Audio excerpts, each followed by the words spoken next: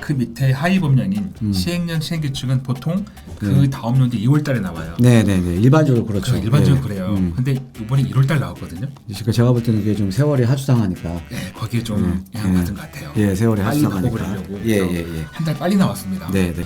사실 이게 맞아요. 이게 정상이죠. 이게 정상인 거죠. 네, 아니 정상인데. 한다고 그러니까 비과세 평생 1회니까 이걸 못 받았던 거죠. 네. 근데 네. 이거를 A 한번 받아갔으니까 네. 두 번 세 번 안 돼 하다 보니까 이제 다 세금을 냈던 건데 이게 이제 일종의 비정상화의 정상화인 거죠. 예.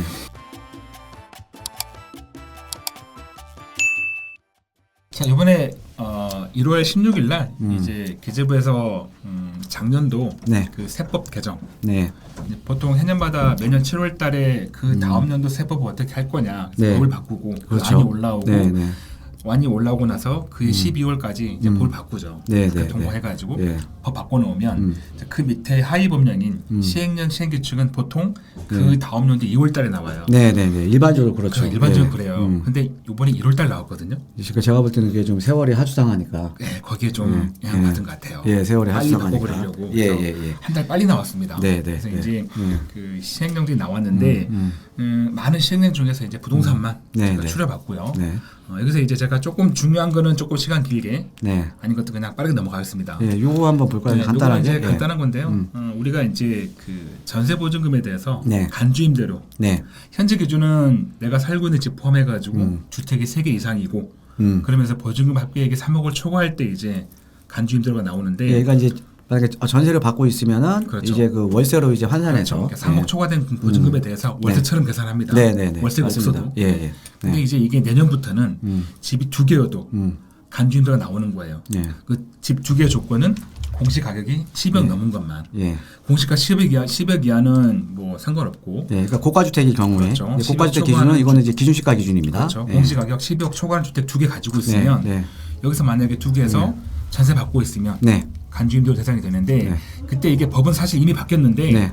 그럼 보증금 얼마일 때 이걸 부과할 거냐 그 금액이 안 정해졌었어요. 네. 그걸 지금 정한 거예요. 네. 요건 이제 전세 보증금이 12억 넘을 때. 네. 그래서 네. 전세 보증 합계액이 12억을 넘었을 초과하는 경우에는 12억까지는 이제 안 되고 안 되고 초과되는 금액에 대해서 이제 월세로 계산해서 그렇죠. 계산하는 거죠. 이제 낸다라는 거죠. 네. 예. 지금 기준은 뭐 집 3개 이상 3억 초과인데 이것보다는 조금 많이 금액이 올라갔죠. 근데 이렇게 12억이니까. 하더라도 사실은 만약에 한 20억이다. 네. 예, 그러면 이제 8억에 대해서 이제 네, 간주임대로 그렇죠. 이제 계산을 하는 거잖아요. 그렇죠. 네. 그런데 8억에 대해서 간주임대로 계산해도 뭐 그렇게 뭐 크진 않죠. 크진 않아요. 8억이 60%면 예. 848, 4억 8천에 거기에 이제 이자율이 예. 아마 올해는 한 3점 몇 프로 되겠죠. 이자율 그렇죠. 작년까지 2.9%였으니까 예. 그렇게 하면은 뭐 얼마까 200 계산 갑자기 안 되네요. 아무튼 큰 금액 아닙니다. 예. 그래서 그거에 대해서 이제 월세처럼 계산한다라는 거고. 그리고 이제 뭐 만약에 간주임대로 이렇게 계산을 하더라도 네. 이제 주택에 대한 임대소득이 1,000만 원 이하까지는 네네. 월 임대소득이 1,000만 원 네. 이하까지는 또 뭐 세금이 없으니까. 그죠? 근데 이제 그건 이제 예. 주택임대 사업도 등록을 해야 되니까. 임대사업자의 그렇죠. 경우에는, 경우에는. 예, 네. 사업자의 그래서 경우에는 예. 아닌 경우는 아니시면 이제 400만 원까지고. 예. 그래서 어쨌든 이제 고가 주택에서 전세 받은 것도 네. 자꾸 건드리는구나 이렇게 보시면 됩니다. 네. 사실 이건 조금 너무했어요. 사실 개인적으로. 그렇죠. 3개 이상 이해가 되는데 예. 2개까지는 굳이 이렇게 할 필요가 있을까. 아마 그래서 전세 그런데- 보증금을 높인 것 같아요. 12억으로. 예, 뭐 너무한 것 같은데 근데 세금에 대한 부담은 아주 높지는 않다. 네, 높지 않습니다. 이렇게 좀 네, 보시면 될 것 왜냐면 같아요. 네. 낮아지니까. 예. 그래도 어쨌든 뭐 안 낸다는 거. 네. 그다음에 이제 뭐냐면 이것도 조금 예전에 예. 아주 아까 말씀하셨던 비정상화의 정상화 그렇죠. 그걸 하는 걸로 보면 돼요. 한 가지 네. 보시면 네, 되는데 네, 네. 이게 이제 뭐냐면 주택 가지고 있는 사람이 네. 이걸 팔 때 용도를 바꾸는 거죠. 네, 네. 상가나 이런 쪽으로 바꿔가지고 파는 거예요. 뭐냐면 그렇게 파는 경우도 많아요. 요즘. 왜냐하면 사는 사람이 원할 때 예. 사는 사람이 나는 주택을 사면 부담이 취득세가 또 중과될 수도 있는 거고. 부담되니까 나 그쵸? 상가로 살 거야. 예. 그래서 그래서 예전에 어떻게 했냐면 예. 그래 그럼 계약을 할 때 예. 계약서 쓸 때 내가 지금 주택이지만 잔금 치르기 전에 내가 예. 상가 바꿔 놓을게. 예. 그 잔금 치러. 네. 이렇게 하면 네. 파는 사람은 집을 파는 거고 예. 사는 사람 상가를 사는 거죠. 예, 이렇게 예, 그렇죠. 했었거든요. 예. 왜냐하면 그 주택 기준 시점을 예. 그 계약서 작성한 날 요걸로 예. 봤으니까. 예. 근데 이게 특히나 그게 이제 그 취득세 중과 조치가 나온 이유로. 예. 왜냐하면 사는 사람이 집이 있어버리면 중과되니까 부담되는 거 세고 맞습니다. 싶어도. 맞습니다. 네. 특히 이제 우리 이제 업에 계시지만 보통 상가보다는 허물어 가지고 땅으로 많이 받잖아요. 그렇죠. 사는 사람 왜냐면 이제 분양업자 하시는 분들은 맨 땅에다가 집 짓기 편하니까 왜냐면 집을 받으면 명도도 해야 되고 번거로우니까. 근데 예전엔 다 그냥 매매 계약일 기준 계약서 쓸 때 뭐 주택이고 잔금 전에 만약에 허물어 가지고 놔두시면 그냥 판 사람은 집을 파는 거고 산 사람은 땅을 사는 거고 이게 됐었는데 근데 이걸 이제 이용하다 보니까 이거 없애버렸잖아요. 이거를 이렇게 바꿔버렸죠. 무조건 잔금 기준으로. 잔금, 그러니까 양도일이 여러분 그 잔금 기준이 잔금 기준이에요. 그럼 그렇게 되면 이제 그렇죠. 무조건 판 사람은 집이 아니라 상가를 팔아버리고 상가 팔아버리는 거니까 양도세 비과세 혜택 못 받는 거죠. 되는 거예요. 산 사람 상관없습니다. 판 사람 괜찮아요. 판 사람이 문제가 돼요. 그렇죠. 그러니까 거래가 안 되는 거예요. 팔지 못하니까. 그래서 이걸 이제 다시 예전처럼 바꿔놓은 거예요. 뭐냐면 매매 계약일 기준으로 매매 계약 여기 있죠. 기준으로 주택에서 만약에 상가 등 주택 외 용도로 바꾸면 그때는 파는 사람은 집을 파는 거고 사는 사람은 상가를 사는 거고. 그렇죠.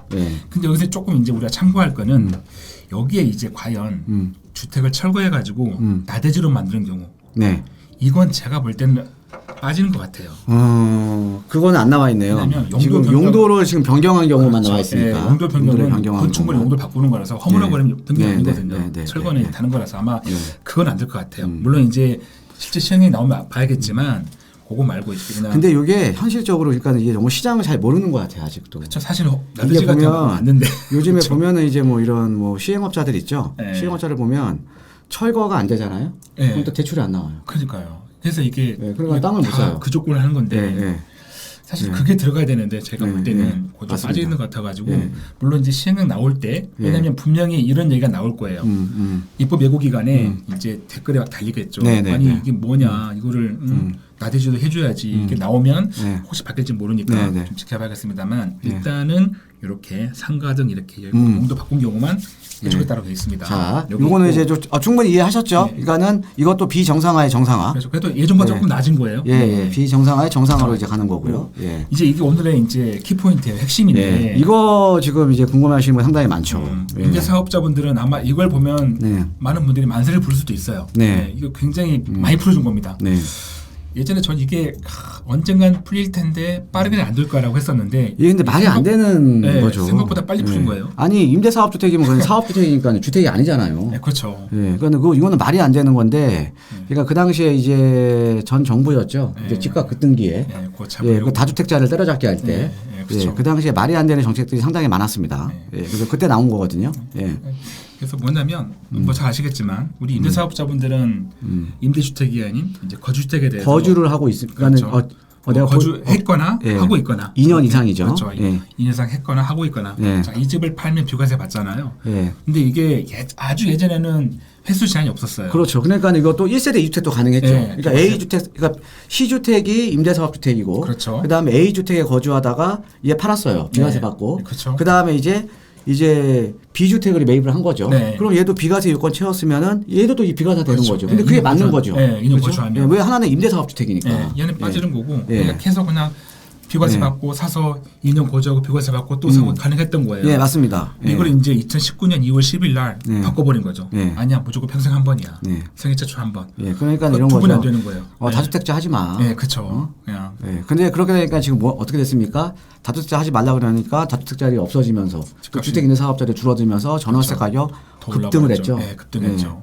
임대사업자분들이 그 등록이 많을수록 어찌 보면 임대료 시장을 잡고 있는 거거든요. 그러니까 과거에도 보면 우리가 아파트 시장 같은 경우도 그렇죠. 전월세 같은 경우도 주택임대사업자 물건이 가장 싸요. 5% 지켜야 되니까 올릴 수가 주택임대사업자 없잖아요. 물건이 가장 싸요. 그리고 그분들 입장에서는 차라리 5%가는 이제 아파트가 이제 가격이 많이 올랐으니까 내가 5%를 하더라도 그만큼의 양도 차익에 대해서 어떻게 보면 또 세금도 감면받을 수 있는 거니까. 그렇죠. 그런데 그 좋은 그 제도를 이렇게 지금 엉망으로 지금 아예 만들어 버린 거잖아요. 그렇죠? 이게 거의 이제 2018년 9.13부터 시작이었는데, 그렇죠. 이것도 이제 거의 끝판왕 비슷하게 잘 묶어버린 거죠. 그래서 이제 그 이후로는 이제 2019년 2월 이후로는 그렇죠. 이제 거주주택에 대한 비과세 혜택이 예전에는 무제한에서 한 번만 여기 지금 이제 나오고 있는 거죠. 이렇게 생애 최초 주토 한 번만 1회만 이렇게 이제 5년간 하다가 이제 만 5년 됐으니까 이제 이거를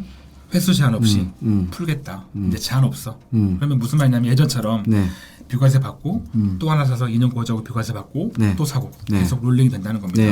제한 없애겠다라는 거예요. 그러니까 임대사업자 분들한테는 굉장히 좋은 겁니다. 횟수 제한이 없으니까. 다만 이제 조금 우리가 지켜볼 만한 거 뭐가 있냐면 그러면 이제 어떤 주택에 대해서 혜택을 줄 거냐 그 임대주택의 범위가 나와 있는데 밑에 보시면 제가 파란색 박스 해놨잖아요. 그 박스가 없이 그 밑에 있는 그냥 장기 임대주택 이것만 있었으면 뭐 지켜볼 게 없어요. 근데 이제 그 임대주택 범위 해가지고 양도세, 중과배제, 임대주택 이렇게 적어놨잖아요. 이건 아마 제가 볼 때는 우리가 예상하는 그걸로 갈 텐데 아마 이걸 쓰신 분이 뭔가 조금 쓰다가 좀 특별한 의도보다는 그냥 쓴 것 같아요. 근데 이제 지켜보자고 하는 거는 저게 전말대로 한다고 그러면 임대사업자분들이 뭐 다 받는 게 아니고 일부가 못 받을 수 있어요. 특히나 요거 말대로 하자면 이제 강남 3구라던가 이제 용산에 그렇죠.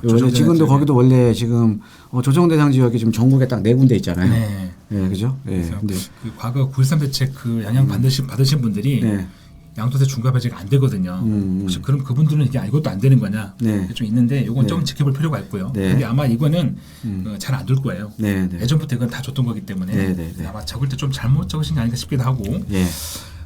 그리고 이제 여기에 이제 이것도 이제 6년짜리 단기 민간 임대도 6월 달부터 이제 부활을 하죠. 이제 6년짜리 여러분들 잘 아시다시피 6월 4일이죠. 그렇죠, 6월 4일부터 이제 6년짜리 이제 단기주택 임대사업자 이제 부활하잖아요. 그러면은 6년짜리도 이제 횟수 제한 없이 거주주택 비과세 그냥 계속 받을 수 있습니다. 그러니까 만약에 나는 다른 세금 혜택보다 그냥 거주주택 2년 고지하고 팔고 비과세 받고 또 2년 고지하고 팔고 비과세 받고 이것만 노리겠다라고 하면 굳이 10년짜리가 아니라 그냥 짧은 거 등록해가지고 그거 딱 못 박아놓고 그냥 사고 팔고 하는 거죠. 또 2년 거주도 또 상생임대 있으니까 뭐 상생임대주택도 2년 거주 이제 되는 거잖아요. 또 팔 수도 있고. 여러분 이거예요. 지금 이제 우리 박찬환 대표님께서 말씀하신 게 내가 거주주택 비과세를 받고 싶은데 거주를 안 했어요. 2년 거주를 안 했어요. 그런데 상생으로 해서 상생 내가 조건만 채우면 조건 채우면 걔도 2년 거주 요건이 이제 충족을 한 겁니다. 그렇게 해서 이제 가시는 방법도 있고 또 상생임대가 또 연장이 됐잖아요. 또 아마 계속 연장시킬 거예요. 제가 볼 때 그거는. 자, 한번 댓글 한번 읽어보고 갈게요. 이번 개정으로 주임사는 일시적 2주택 비과세 혜택을 어떻게 활용해야 할지. 이거는 앞으로 이제 계속 되는 거죠, 뭐. 그러니까 만약에 지금 A 집을 2개 가지고 있는데 하나는 임대사업자에 등록이 되어 있고 하나는 뭐 거주주택이라면 여기서 이제 추가로 뭔가 예속하기 위해서 하나를 사요. 그럼 집이 3개지만 어쨌든 임대사업자에 등록된 건 집이 아니니까. 그러니까 양도세, 그러니까 이제 비과세 판정할 때는 주택수에 빠지는 거잖아요. 빠지는 거예요. 비과세 판정할 때는. 내가 가지고 있는 게 정전주택. 새로 산 게 신규주택. 그럼 일식 2주택. 그렇죠. 3년 내 팔고. 그렇죠. 또 그거 살다가 또 사요. 또 3년 내 팔고. 또 사요. 똑같습니다. 지금 이제 일시적 1세대 2주택 다 이제 롤링이 가능한 거고요.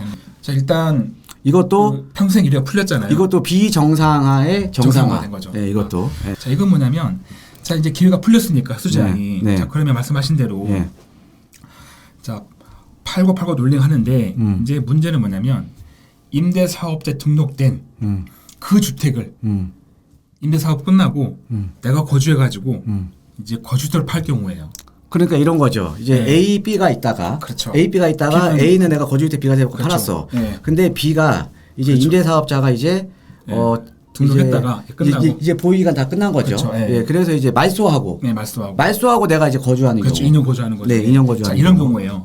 자, 이때 보시면 지금 현재는 그런 집을 우리가 뭐라고 하냐면 말 좀 어려운데 직전 거주주택 보유주택이에요. 이게 참 말이 어려운데. 그러니까 요겁니다. 요거. 그러니까 기존의 임대사업자 주택이 말소가 되고 내가 거주하는 주택. 요겁니다. 그러니까, 직전 거주주택 보유주택은 정확히 말씀드리면 좀 어려운데 임대사업자에 등록한 상태에서 거주주택을 비과세 받은 적이 있어요. 한번 인고 받고 나서 그 다음에 그 임대주택을 내가 이 사업자 말소하고 보유기간 내가 채우고 2년 말소하고 거주할 때 그게 이제 이 집인 거죠. 그래서 그 집은 지금 현재 기준은 다른 거 다 처분하고 그거 하나 남았을 때 그때 거기에서 2년 거주하면 비과세는 받아요. 예. 왜냐하면 1주택이니까 비과세 받습니다. 네. 그러니까 그거 그러니까 다 얻고 지금 1주택이잖아요. 그죠? 네. 예. 네. 근데 그 비과세 받는 게 이제 약간 이제 그렇죠. 비과세 예. 받는데 비과세 받는지 구간이 나눠지는 거죠. 그렇죠. 예. 내가 살 때부터 팔 때까지 비과세가 여기 아니라 뒤편에 그게 있나요? 네, 있어요. 예, 여기 있죠. 요겁니다. 예. 예. 지금 이제 거주주택 비과세 하나 받았습니다. 네, 받았어요. 그러면 이제 지금 예. 위에 보시면 C하고 D가 있죠. 예. C주택, C주택, C하고 D. 음. 요 자료는 그 당시 2019년 2월달 나온 거예요. 정부가 이제 발표한 예. 자료인데 예. 그러면 C하고 D는 A 비과세 받을 때 임대사업자 등록된 주택이었어요. 네. 네, 그리고 나서 A 팔고 그다음에 이제 C를 팔 때 예. 2년 거주하고 팔아요. C. 네. 그러면 2년 거주했지만 예. 거주택 비과세가 평생 한 번이니까 예. 안 주는 거죠. 얘는 다 세금을 다 내요. 네, 네, 네. 근데 맨 마지막에 D를 팔 때는 예. 그러면 다 팔고 D만 남았잖아요. 얘는 내가 임대사업자가 아니니까 네, 요 네. 구간에 대해서 그렇죠. 그러면 D를 얘를 판 이후에 대해서만 비과세를 받는 그렇죠. 거죠. 2년 거주하고 언제부터 비과세냐면 네. 그렇죠. 마지막에 이제 네. C 팔고 나서 네. 그 다음부터 음. 2년 거주한 예. 그 이후 구간 요것만 비과세 구간 받는 거거든요. 여기는 이제 다 과세가 돼요. 과세가 되는 거고 네. 이제 네. 요거는 이제 과세가 되는 것도 이제 공시가격에서 안분해서 이제 안분합니다. 안분해서 살 때, 하는 거죠. 마지막 C 팔았을 때 그다음에 마지막 D 예. 팔았을 때 그렇죠. 뭐 공시가로 안분하는데 이게 조금 설명이 어렵긴 하죠. 근데 이게 이제 근데 요게 사실은 좀 말이 안 되는 거예요. 말이 안 되죠. 비과세 평생 일회가 안 되니까. 네, 안 되니까. 그죠? 예. 그래서 그리고 그 나머지는 다 나중에 차용 과세가 되는데 네. 이제 이것도 이 거주택 비과세가 횟수 제한이 없다 보니까 네. 그러면 임대사업자 등록했다가 네. 요걸 다시 2년 거주하고 팔 때는 네. 그러면 이것도 비과세 줄게. 네. 다만 이제 아까 말씀하신 대로 직전 거주택 팔고 나서부터만 자, 요건데 요거는 요걸로 할게요. 좀 설명 예. 어려우실 거잖아요. 자 거주택이 있고 그다음에 A가 있고 그다음에 임대사업자 동대주택이 두 개 있어요. B, C 두 개 있는데 일단 1번부터 순서대로 보면 A를 팔아가지고 비과세 받아요. 얘는 그러니까 B 씨가 이제 주택 임대사업자로 네, 등록한 있고, 주택입니다. 네. 그 상태에서 먼저 첫 번째 A를 팔아가지고 비과세 받습니다. 네. 그 다음에 B를 팔아요. 네. 세금 내고 팔아요. 네. 마지막 이제 최종적으로 C를 팔 때, 네. 자 이때 이거 비과세 받으려면 비과세 요건 이거는 2년 이상 거주해야 된다. 네, 거주고. 네. 그러니까 조정 비조정 그게 문제가 아니라 네. 무조건 거주를 해야 된다. 되고. 네. 그 다음에 이제 그러면 이 시주택의 비과세 기간은 어떻게 되는 거냐? 요게 중요하잖아요. 자, 요거는 이렇게 보시면 돼요. 자, 일단 A를 팔았을 때 비과세 받았죠. 그 다음에 B, 네. B를 처분했는데 B 처분하기 전에 이게 지금 현재 쓰고 있는 겁니다. 현재 네. B는 임대사업자 등록 의무 기간 끝나고 네. 말소하고 2년 거주해요. 네. 그리고 팔아요. 팔아도 전체 비과세 평생 1회니까 그렇죠. 한번 받았으니까. 그렇죠. 지금은 왜냐하면 A가 받아갔으니까 평생 한 번을 B는 2년 거주해도 비과세가 안 되는 거죠. 예, 얘는 그러니까 전체 양도 차익에 그렇죠. 대해서 이제 비가 세금 내는 거고. 일반 과세지 그렇죠. 그러니까 과세가 되는 거고. 그다음에 마지막에 C를 예. 이제 팔게 되면 예. 얘는 이제 사업자가 아니니까. 그렇죠. 예. C는 이제 마지막 하나 남았잖아요. 예. 그럼 얘는 1주택으로 비과세는 되는데 이때 비과세 받으려면 2년 거주가 필요해요. 얘는 2년 거주 해야죠. 이게 조금 예. 어려우실 텐데 예. 아니 나 이거 살 때 조정적이 아닌데 비조정인데 왜 2년 네. 거주해? 이게 법에 나와 있어요, 법령에. 네, 그래서 네, 이게 아까 말씀드렸던 어려운 용어인 직전 거주주택, 보유주택. 네, 요건 2년 맞습니다. 거주 붙어 있거든요. 예. 그래서 2년 거주를 하게 되면 B 팔고 나서 그 이후가 비과세가 되는데 네. 이걸 이제 횟수제한 없앴으니까 예. 개정된 거는 그렇죠. 보면 자 A 비과세 한번 받았죠. 받고 얘도 그다음에 얘 매도한 이후에는 예, B도 이 시점부터는 비과세. 그렇죠. 2년 거주하면 그렇죠. 비과세 받고 물론 예, 그것도 그다음에 이제 예. A 팔고 난 다음부터 예. 비과세 받는 거고. 그다음에 얘도 요거 팔고 난 이후부터 당연히 예, 비과세. C 받는 거고. 예. 요렇게 바뀌는 거죠. 네, 그러니까 예. 비과세가 한 번 더 는 거죠. 이 B에 대해서. 만약에 B, C, D가 있었으면 또 이렇게 그렇죠. 또 이제 차근차근, 들어가는 거고. 순차적으로. 예, 예. 네, 그래서 사실 이게 맞아요. 이게 정상이죠. 이게 정상인 거죠. 네, 아니 정상인데. 한다고 그러니까 비과세 평생 1회니까 이걸 못 받았던 거죠. 네. 근데 예. 이거를 A 한번 받아갔으니까 네. 두 번, 세 번 안 돼 하다 보니까 이제 다 세금을 냈던 건데 네. 이게 이제 일종의 비정상화의 정상화인 거죠. 예. 이게 이제 어떤 것 때문에 그랬냐면 우리가 일반 주택에다 상속받으면 네. 내가 먼저 가지고 있던 상속받기 전에 고팔 비과세 받잖아요. 네. 이것도 예전에 롤링이 됐어요. 그렇죠. 하다가 이거를 막았습니다. 한 번으로. 예. 그걸 갖다 이제 넣은 거예요. 사실. 근데 차이점이 있어요. 상속 같은 경우는 그 상속받은 주택에 대해서 어떤 제한이 없습니다. 근데 임대사업자는 제한이 있잖아요. 네. 5% 지켜야 되고, 그렇죠. 몇 년 임대해야 네, 되고. 네, 맞습니다. 그러니까 뭔가 내가 책임지는 게 있다는 얘기죠. 네. 그러면 혜택을 줄이면 안 되는 거죠. 만약에 상속처럼 아무것도 안 하고 혜택을 바른다. 그럼 뭐 제한 둘 수 있어요. 아무것도 안 했으니까. 근데 네. 내가 5%를 지키고 네, 임대차 시장에 정말 혁혁한 공을 세웠는데, 그렇죠. 임대주택 공급해주고 네, 하고 있는데 네. 거기다 이걸 횟수 제한을도 말이 안 됐던 거죠. 그렇죠. 주는 게 네. 맞는데 그래서 이게 다시 그래서 여러분들 약간 어려운 내용인데 아마 좀 이해가 안 되시는 분들은 이거 다시 보기로 또 한번 네. 보시면 그러니까 예하고요. 자, 요게 지금 네. 앞으로 바뀌면 이렇게 되는 네, 거죠. 그렇죠. 이거 그렇죠? 차이점. 예, 요거를 한번 아시면 될 것 같습니다. 근데 일단 지금 여러분이 기억하실 거는 좀 내용이 어려우시니까 지금 기억하실 거는 이제 이 임대사업자에 등록했다가 그걸 나중에 비과세 받으려면 최종적으로 그러면 2년 거주해야 되는 2년 거주는 그것도 있다. 자, 이거 타고 그다음에 이제 세부적인 거는 그거예요. 무조건 맡기세요 세무사님한테. 이거를 만약에 이걸 다 이해하시고 하신다 어려우실 거예요. 네. 저희들도 어렵고 저도 어렵거든요. 네. 그래서 사실 여기 오기 전에 법령을 몇 번을 봤는데 어려워서 네. 그러니까 파실 때는 꼭 이제 주변 그 세무사님한테 꼭 맡기시는 지혜가 필요합니다. 네.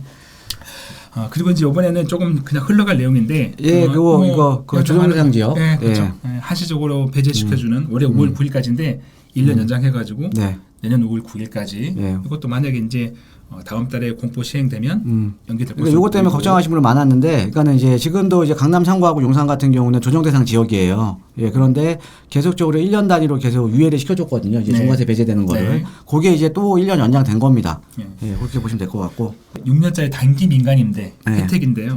자 보시면 지금 현재 양도세 중과 배제는 이제 장기 일반 민간임대 네. 10년짜리 긴 것만 10년짜리. 주고 있죠. 네. 근데 이것을 이제 앞으로는 네. 단기 민간임대 단기로 6월 주겠다. 4일 날 부활되면 네. 혜택을 주겠다. 네. 다만 그 조건을 보시면 네.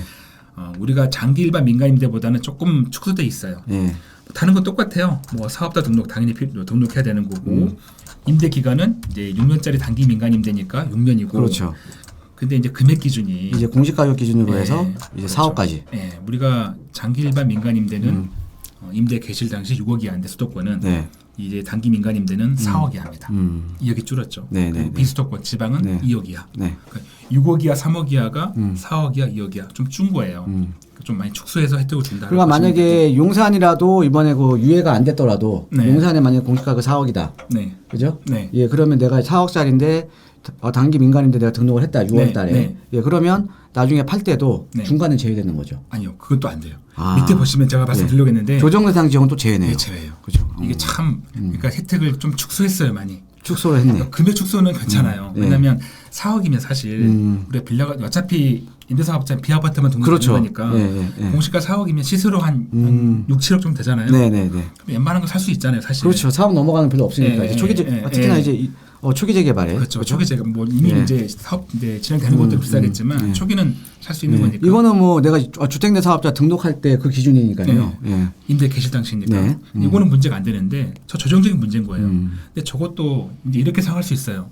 아니 어차피 그러면 조정적이 제외면 비조정적이 된다는 건데 어차피 비조정이면 어차피 일반 과세인데 원래 중과적이 없잖아요. 네, 그러실 거잖아요. 그래서 이 말은 뭐냐면 둘 중 하나예요. 내가 살 때 그 집을 살려고 할 때 조정지역이거나 아니면 내가 사고 나서 등록할 때 그때 그 지역이 조정지역이면 그때 안 된다거나 근데 뭔지는 모르겠지만 시행령 나와봐야 알겠지만 이게 살 때나 등록할 때 그때 조정지역이면 혜택 안 주겠다 이런 거 같아요. 어차피 팔 때는 뭐 비조정이면 어차피 일반 과세니까. 그렇죠. 네, 그래서 보시면 되고 네. 이제 그 다음이 이제 종부 삽산배제 종부 삽산배제인데 자 이제 이건 뭐냐면 똑같아요.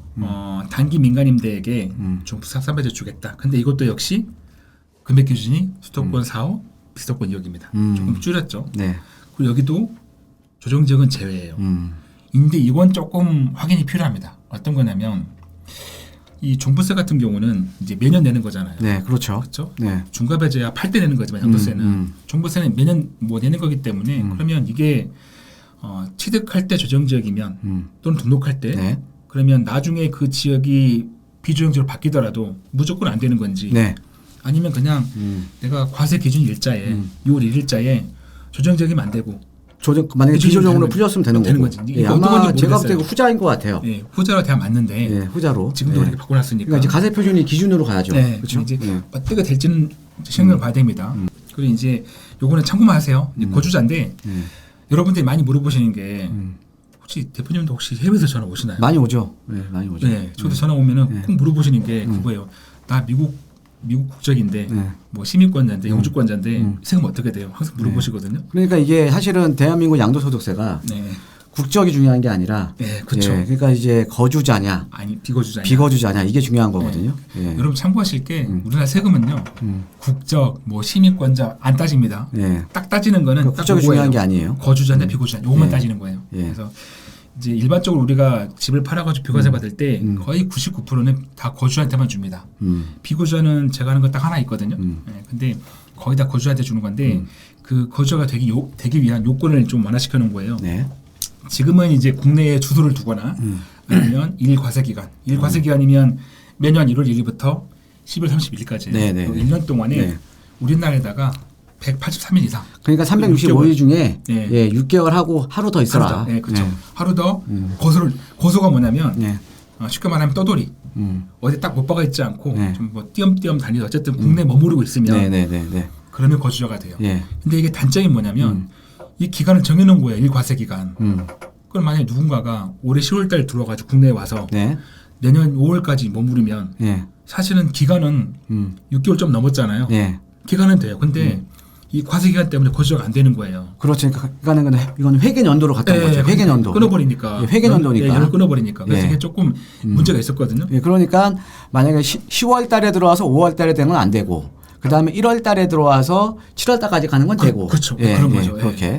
그래서 이거 바꿔놓은 게 계속해서. 그렇죠. 계속해서 이제 이것도 이제 좀 합리적으로 됐네요. 그렇죠. 계속해서 이렇게 연속해서 그 날짜를 채우면 맞습니다. 봐주겠다 이런 겁니다.